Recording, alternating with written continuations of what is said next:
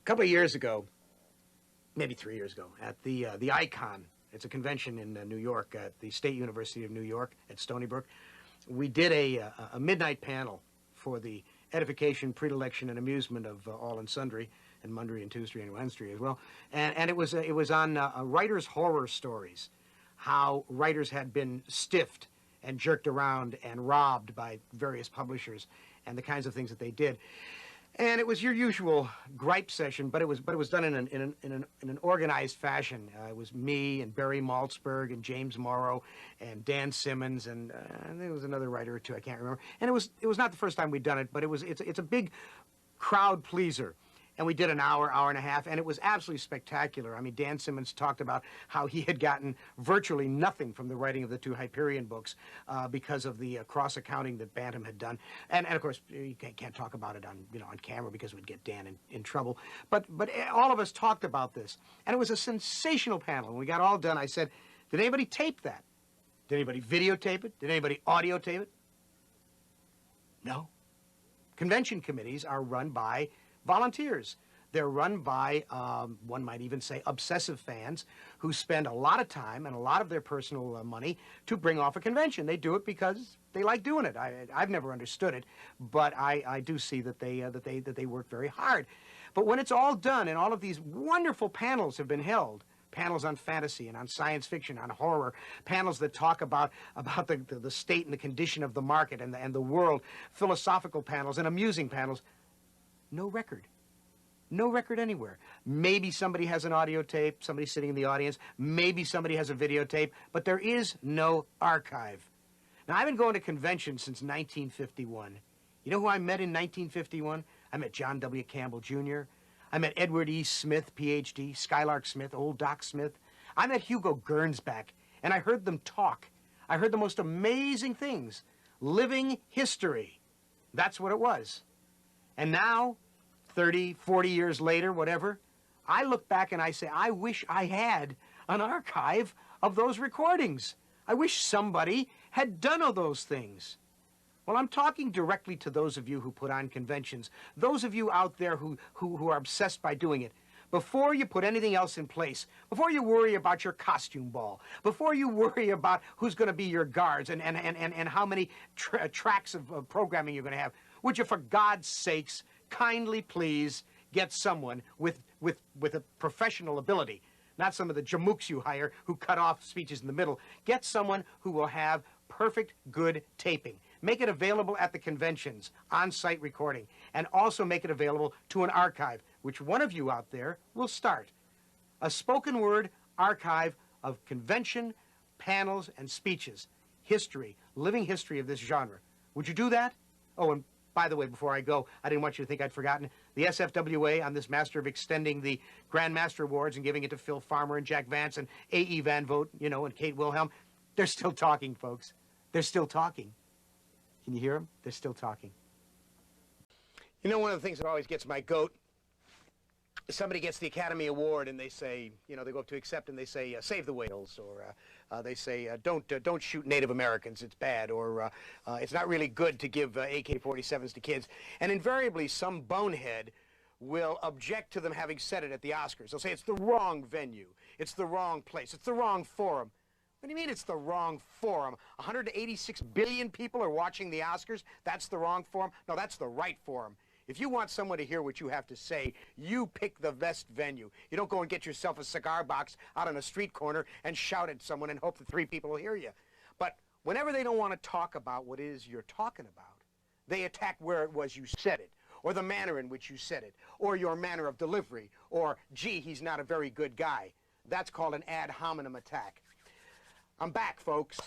And I'm back for the science fiction writers of America. They think the problem will go away if they don't talk about it. They think I'll go away if they don't talk about it. It ain't going away, and I'm not going away. Since we last got together, when I talked to you about that idiotic rule that SFWA has, in which they can only give out 6 Grand Master Awards in every 10 years, thereby ensuring that some of the greatest writers in the field will die before they ever get their due, nothing has happened. Nothing has happened. A couple of people went on the computer nets. One of them said, if Ellison doesn't like what SFWA is doing, he should rejoin. No, I don't have to rejoin. I helped form the organization. I was the first vice president. I also do not approve of the Fourth Reich skinheads or the Ku Klux Klan, but I don't have to join them to point out that they're dips. SFWA is still sitting and talking. They're still jawing. They're discussing it. Yeah, they're discussing it. They've only been discussing it for 10 years. We're not talking here nuclear holocaust, folks. We're not talking here putting someone on the moon. What we're talking about is altering a rule, changing a rule, so that people can get the Grand Master Award who deserve it, people who are moving on in age and whose health is not good. I talked to you the last time about 4 of them. There's A.E. Van Vogt, who's 82 years old. There's Bob Sheckley and Kate Wilhelm, each of whom are 66 years old. And there's Paul Anderson, who's 68 years old. And I forgot to mention, by the way, and I don't want to let it slide, Jack Vance. Some of the most brilliant books ever written in the field, written by Jack Vance. Jack Vance is now 78 years old, and he hasn't gotten his Grand Master either. What I'm saying is change the rule. Change the rule. Get these people their awards now. Now, this position has many adherents in SFWA. There are an awful lot of letters that I've gotten, an awful lot of phone calls, and a lot of people in SFWA whose names, you know, they don't want their names to be known because they're afraid that someone will attack them the way they attack me, who are saying exactly the same thing. Get these people the awards now before they die, so that we don't have Catherine Moore, who died at the age of 76, never having gotten a Grand Master, or Chad Oliver, who died last year at the age of 65, never got one, or Avram Davidson, who died at the age of 70, never got one. Folks, Jack Vance is 78. He should be added to A.E. Van Vogt and Kate Wilhelm and Paul Anderson and Robert Sheckley. And as long as we're at it, you know this guy? Philip Jose Farmer? Philip Jose Farmer wrote The Lovers. Philip Jose Farmer, who was voted a Hugo as the best new writer in, I don't know, 1953, I guess it was. Look at that. To Your Scattered Bodies Go. Phil Farmer is 76, folks. You want to deny him too? And Jack Vance, and Kate Wilhelm, and Paul Anderson, and A.E. Van Vogt? Get off your ass, SFWA. Do something, and do it now. Stop talking. I, Mr. Luddite, retrograde, suggest to you that big conventions are counterproductive. Gigantic world cons, gigantic comic cons, they may be terrific for the sellers, for the companies that promote the comics and that promote the books, the big publishing houses. It may be terrific for them, but it's not good for us. You don't get to sit and talk to your friends unless you do it late at night. You wander around all day long, you never see anybody. It's really very difficult. I know a lot of you feel that way because a lot of you have told me this. Like, let's take, for instance, the recent WesterCon 47 that just took place just very, very recently. Now, there were 58 staff members of the con committee and 70 volunteers. And they started in 1991 to reserve the hotel. This convention cost $50,000, and it had 1,500 attendees. And the guesstimate is that after all is said and done and the bills are paid, there'll be $10,000 profit to be distributed among the staff, the program participants, and the volunteers for a 4-day convention. We're not talking here an intimate little thing. We're talking here big business. Let me recommend for you, don't move the camera. I've got them right here.